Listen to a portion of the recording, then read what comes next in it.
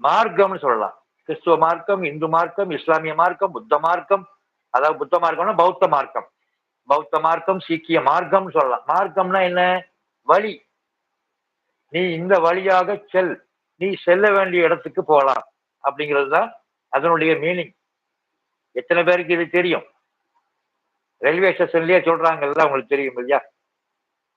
திருநெல்வேலியில் இருந்து புறப்படும் நெல்லை விரைவு எக்ஸ்பிரஸ் ரயில் இன்னும் சற்று நேரத்தில் மதுரை சந்திப்பில் வந்து சேரும் என்று எதிர்பார்க்கப்படுகிறது. அறிவிப்புல சொல்லுவாங்க. அதே மாதிரி இங்கிருந்து சென்னை போகக்கூடிய அந்த ட்ரெயினானது மதுரையிலிருந்து சரியாக 7:30 மணிக்கு புறப்படுகின்ற இந்த திருநெல்வேலி விரைவு எக்ஸ்பிரஸ் ரயிலானது இந்தந்த வழியாக இந்த ஊரை போய் சென்றடையும் அப்படின்னு சொல்லுவாங்கல்ல. இந்த மார்க்கமாக செல்லும். அதுதான் மார்க்கம்ங்கிறதா வழி. அது அது தமிழா, சமஸ்கிருதமா, இல்ல வேற என்ன மொழியா, அது நமக்கு தேவையே இல்லை. நமக்கு அவங்க சொல்ற விஷயம் என்ன, அதுதான் நமக்கு. மொழி, ஜாதி, மதம் இது எல்லாத்தையும் ஓரமா வச்சுட்டு அது சொல்லக்கூடிய நல்ல விஷயங்கள் என்ன அப்படிங்கிறத நம்ம எடுத்துக்கிட்டோம்னா நமக்கு அது ரொம்ப நன்மையை பயக்கும். இதான் நான் சொல்ல விரும்பியது. சொல்லிவிட்டேன். நன்றி, நன்றி, நன்றி. மாபு. ஆமா ஆமா, அகத்தியர் சொன்னதுதான் அது. ஞானம் அப்படிங்கிற ஒரு தலைப்பின் கீழ் அகத்தியர் அவர்கள் எழுதியது. அகத்திய சித்தர். அகத்தியர்னு சொல்வதற்கு நமக்கு அருகதை இல்லை. அகத்திய சித்தர், போகர் சித்தர் அப்படிதான் சொல்லணும். சித்தர்கள்ல முக்கியமானவங்க. அதனால நம்ம சித்தர் அப்படிங்கிற வார்த்தையை நம்ம சொல்லணும். வணக்கம் வணக்கம். சாப்பிட்டுட்டு செரிமானம் ஆகாம உட்கார்ந்து பேசிட்டு இருக்கேன்.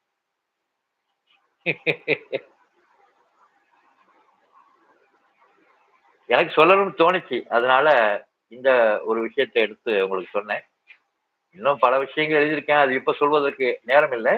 அப்புறம் மற்றொரு நாளையில உங்களுக்கு கண்டிப்பாக நான் சொல்றேன். அது போக இன்னொரு தகவலையும் நான் சொல்ல விரும்புறேன். அதாவது சென்னையில ஒரு ஒரு நல்ல வைத்தியர் ஒருத்தர் இருக்கிறார்.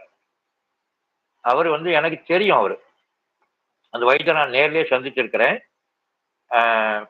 மூளைச்சாவு அடைந்த ஒருவரை இல்ல பலரை.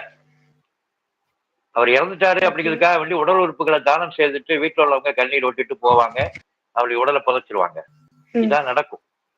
ஆனா அவர் என்ன சொல்றாரு? மூளைச்சாவு அடைந்து விட்டதாக கருதி உடல் உறுப்புகளை தானம் செய்வதற்கு முன் அவரை இங்கு கொண்டு வாருங்கள், நான் பரிசோதனை செய்து நான் சொல்றேன், அதுக்கப்புறமா நீங்க முடிவு செய்யுங்கள்னு அவர் சொல்றாரு. ஓகேவா? அவர் பேரு பாத்தீங்கன்னா மருத்துவர் மாஸ்டர் சிவகுமார் அவர் பேரு. அவர் எம்ஏ யோகால எம்ஏ பண்ணவரு. அது போக பாத்தீங்கன்னா வர்மக்கலையில எம்எஃப்சின்னு சொல்லுவாங்க, அந்த படிப்பை படித்தவர். MPhil master of philosophy varma and yoga ரெண்டுலையுமே பிலாசபி பண்ணவர்.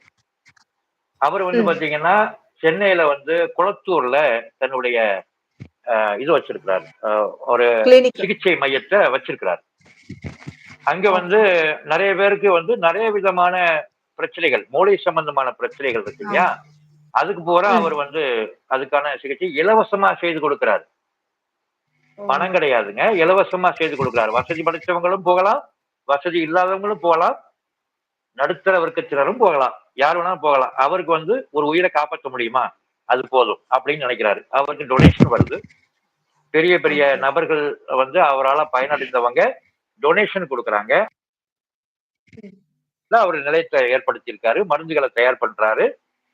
அதை வச்சு அந்த மூலிகை மருந்துகளை வச்சு அவங்களை குணப்படுத்துறதுக்கு அவராலான ஒத்துழைப்பு அவர் குடும்பமே செய்யுது.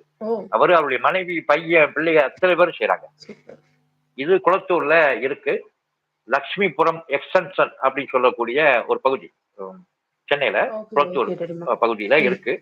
அவருடைய கான்டாக்ட் நம்பர் கூட சொல்றேன், யாருக்காவது தேவைன்னா குறிச்சு வச்சுக்கோங்க. இது சென்னை 6,99,000 அப்படிங்கிற தபால் இலக்கு எண்ணில் இந்த அஹ்